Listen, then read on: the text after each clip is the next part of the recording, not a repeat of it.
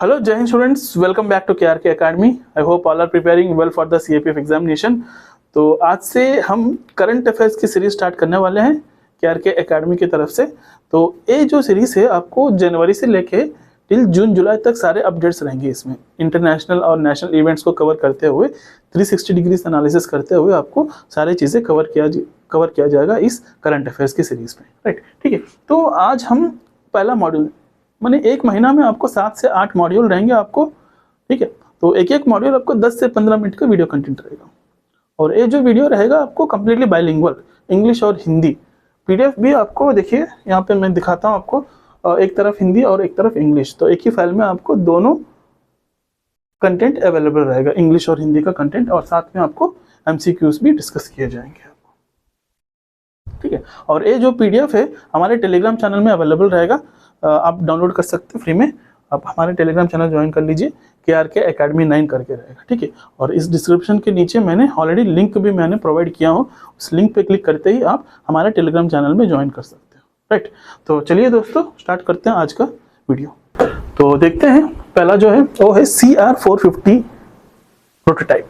तो ये क्या है, तो जनवरी में काफ़ी चर्चित में थी ये जो न्यूज़ है। तो CR450 जो है ना, ये हाई स्पीड ट्रेन है, ये हाई स्पीड फास्टेस्ट ट्रेन,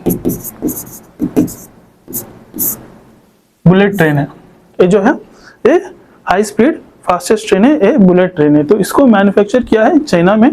कौन से कंपनी मैन्युफैक्चर किया है? CRRC, China railway rolling stock corporation ने इसको मैन्युफैक्चर किया है। इसमें दो वेरिएंट्स हैं, CR450AF एंड CR450BF, ठीक है।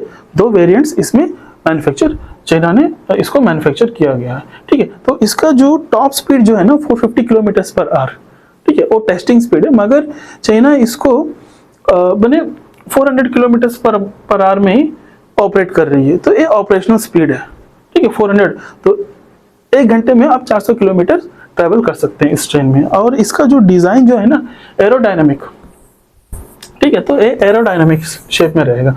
इससे क्या होता है ना, जो एयर की जो रेसिस्टेंस जो है ना, हवा की जो रेसिस्टेंस होती है वो मिनिमाइज करने के लिए इस एरोडायनामिक शेप को किया जाता है। तो इससे क्या होता है ना, देखो हवा ऐसे पास हो जाएगी आपको, जैसे ये आगे बढ़ता जाएगा तो हवा ऐसे पास हो जाएगी। तो इससे और ज़्यादा से ये ट्रेन ट्रैवल कर सकती है और स्पीड से ट्रैवल कर सकती है, ठीक है। और इस ट्रेन को मैन्युफैक्चर करने के लिए बहुत ही लाइट वेट मटेरियल्स यूज़ किए हैं, जैसे कि कार्बन फाइबर कॉम्पोजिट और मैग्नीशियम एलॉयस, ठीक है। तो वेरी लाइट वेट होते हैं ये कार्बन कॉम्पोजिट फाइबर जो है, वेरी लाइट वेट होता है। और मैग्नीशियम, इसके एलॉयस जो है, एलॉयस व्हील जो है वो मैग्नीशियम के साथ इसको मैन्युफैक्चर किया गया है। इससे क्या होता है ना, एनर्जी एफिशिएंसी बेटर हो जाती है, इंक्रीज होती है इससे, तो कम फ्यूल में ज़्यादा ट्रैवल कर सकती है, ठीक है। तो ये हो गया। तो इसको किसने मैन्युफैक्चर किया है? China railway rolling stock corporation ने इसको मैन्युफैक्चर किया गया है, ठीक है। तो यस, तो इससे पहले CR400 जो है, CR400 Fuxing trains 350 kilometre per hour ये ट्रैवल कर रही थी, ये फास्टेस्ट ट्रेन थी इससे पहले। तो इसको भी सेम कंपनी ने मैन्युफैक्चर किया है, China railway rolling stock corporation ने ही मैन्युफैक्चर किया है। तो सेम खुद की बेंचमार्क को तोड़ते हुए और इसको बढ़ाते हुए CR450 किया है अभी, ठीक है, CR450 तो मैन्युफैक्चरिंग किया। This is the world's fastest train, ठीक है। तो वर्ल्ड में ही ये फास्टेस्ट ट्रेन है। और इसको चाइना जो है इस रेलवे नेटवर्क को, ये बुलेट ट्रेन रेलवे नेटवर्क को ऑलमोस्ट 70 किलोमीटर तक एक्सपैंड करने के लिए प्लान कर रही है बाय 2035 इसको लाइक 70 किलोमीटर तक एक्सपैंड करने के लिए प्लान कर रही है, ठीक है। तो देखिए इसके हिसाब से यहाँ पे क्वेश्चन भी मैंने दिया हूँ, which country has recently launch the CR450 prototype, the world's fastest train, high speed train. इसमें answer will be the China, ठीक है। तो in the meanwhile India देखिए India is developing its fastest train at 250 kilometres per hour. तो अभी develop हो रही है इंडिया में बुलेट ट्रेन भी, ठीक है। तो वो 250 किलोमीटर्स पर आवर ट्रेवल करेगी, high speed 250 kilometres per our रहेगा, ठीक है। तो अभी लॉन्च नहीं हुई है, तो let's wait and see. Next, needle free shock syringe. ये जो सिरिंज है शॉक फ्री रहेगा, माने आपको सिरिंज में नीडल रहता है, वो पता है आपको, उससे आपको इंजेक्शन दिया जाता है, राइट। मगर ये नीडल नहीं रहेगा इसमें, डायरेक्ट ये जो है आपकी स्किन के अंदर पेनिट्रेट होगी प्रेस करने से। तो वो कैसे रहेगा, इसका मैकेनिज्म एक बार देखते हैं। ये क्या है, देखिए ये जो नीडल फ्री शॉक सिरिंज जो है ना, वो पेनलेस है, पेन नहीं रहेगा कंप्लीटली, ठीक है। पेशेंट्स की जो एक्सेप्टेंसी जो है वो बहुत, माने एक्सेप्टेंसी बढ़ेगा इससे। बहुत सारे पेशेंट्स जो है इसको एक्सेप्ट करने के लिए रेडी रहेंगे, क्योंकि ये पेन नहीं रहेगा, नीडल फ्री है।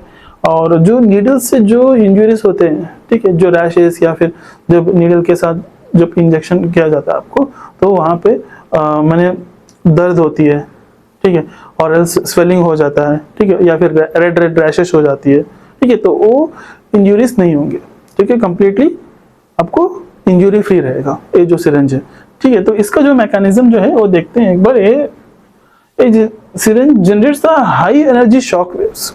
क्या high energy shock waves generate करती है, किस लिए? क्योंकि इसके अंदर जो है ना कंप्रेस्ड नाइट्रोजन गैस रहता है। कंप्रेस्ड नाइट्रोजन गैस की वजह से ये high energy shock wave release करती है। तो उससे क्या होता है, ठीक है, जो ड्रग जो है, ठीक है, तो ये नोजल है, माइक्रोजेट के थ्रू, माइक्रोजेक्टर है, माइक्रोजेक्टर ये है, तो इसके थ्रू हमारी स्किन पे इंजेक्ट किया जाता है।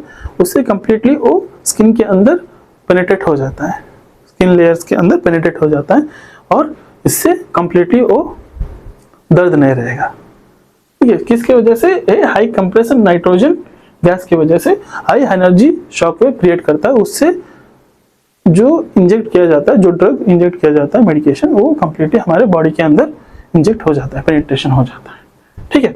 तो ये जो ड्रग है, हम इसको माने इस सिरिंज को हम 1000 बार माने 1000 बार यूज कर सकते हैं। बस इसको क्या है ना, जो नोजल है यहाँ पे, जो नोजल जो है इसको रिप्लेस करना है बस, ठीक है। रिप्लेस करके हम एक सिरिंज हम 1000 बार यूज कर सकते हैं, 1000 बार यूज कर सकते हैं, राइट। सो इससे क्या होता है ना, कॉस्ट, इससे पहले सिरिंज को, निडल को मैन्युफैक्चरिंग करने के लिए बहुत सारे पैसे लगते थे, कॉस्ट एफिशिएंसी माने कॉस्ट बहुत ज़्यादा लगता था। तो इससे कॉस्ट कटिंग कम हो जाएगी, ठीक है, तो कॉस्ट इफेक्टिवली रहेगा।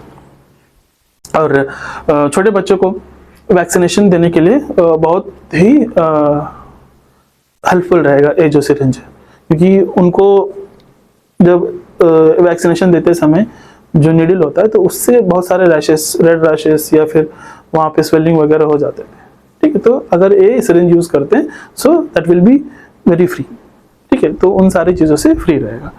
और इसको डेवलप किए हैं आईआईटी मुंबई के स्टूडेंट्स ने, आईआईटी मुंबई ने इसको डेवलप किया है, ठीक है। तो which institute has developed the needle free shock syringes for painless injection?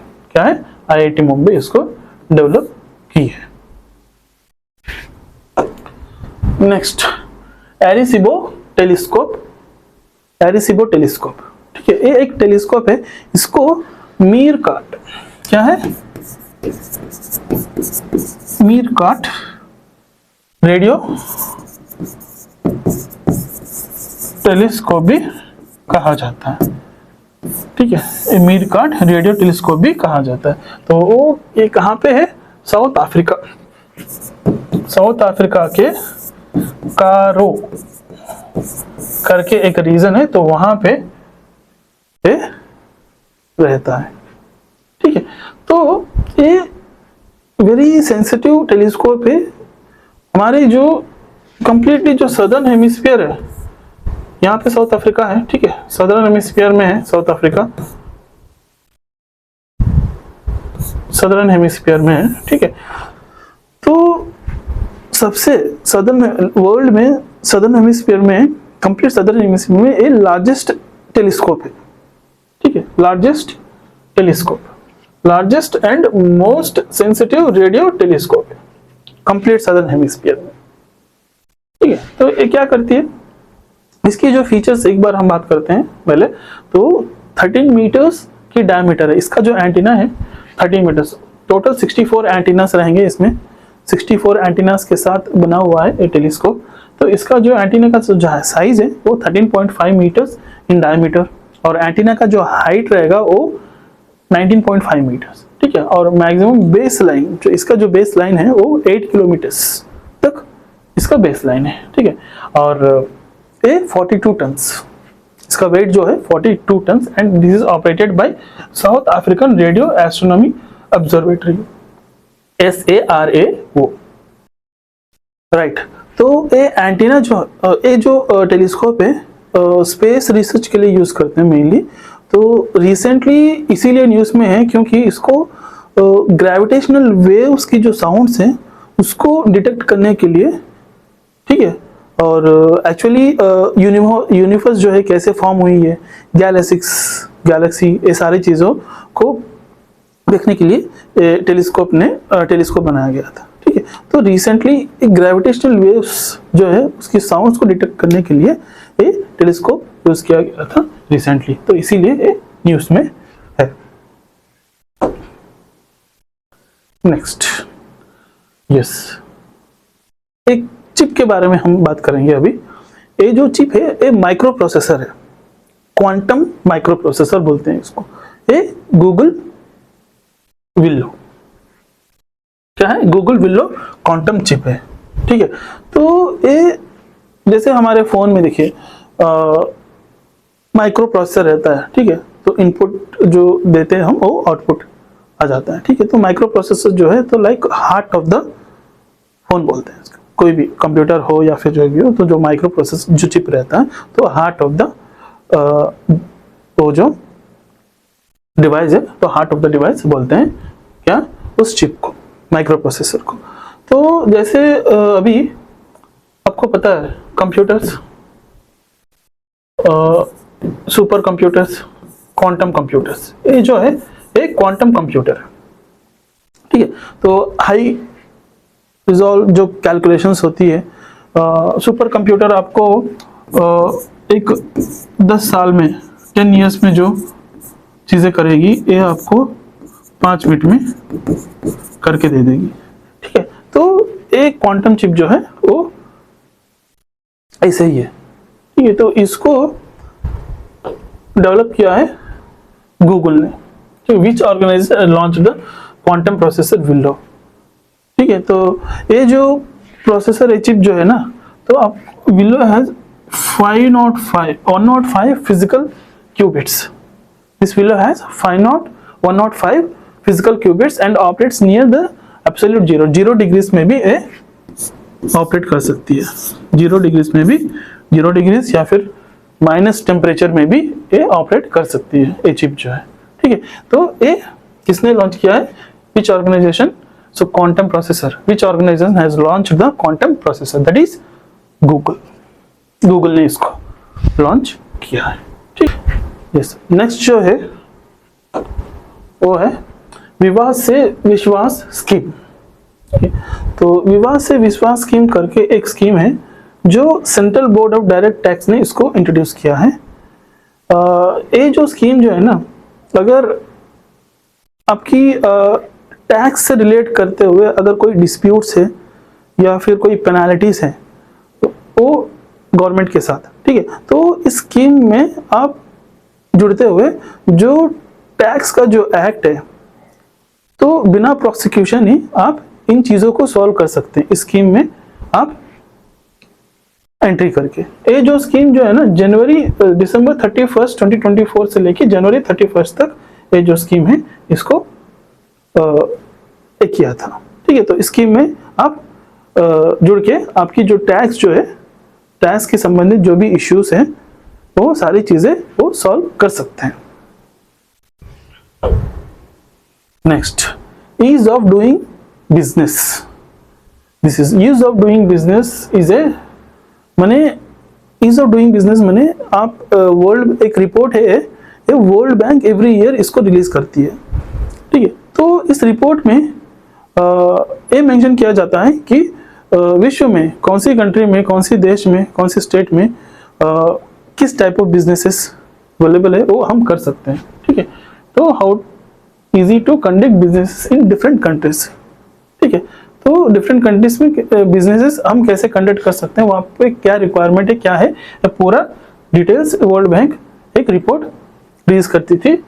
कब? 2022 तक ये हो रही थी। ठीक है। तो उसके बाद इसको रिप्लेस करते हुए BEE, क्या है? BEE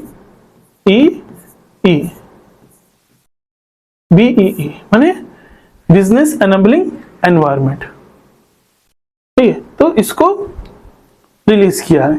दो सेम थिंग, क्योंकि इसमें क्या होती थी, ease of doing business, EODB में क्या होती थी, बहुत सारे डेटा मैनिपुलेशन, ठीक है, जो रैंकिंग वगैरह जो है, बहुत सारी चीजें तो मैनिपुलेट होते थे। तो उसके बाद इसको रिप्लेस करते हुए, ठीक है, the World Bank has discontinued the EODB, ease of doing business को डिसकंटिन्यू करते हुए इसको रिप्लेस किससे किया है? Enabling environment.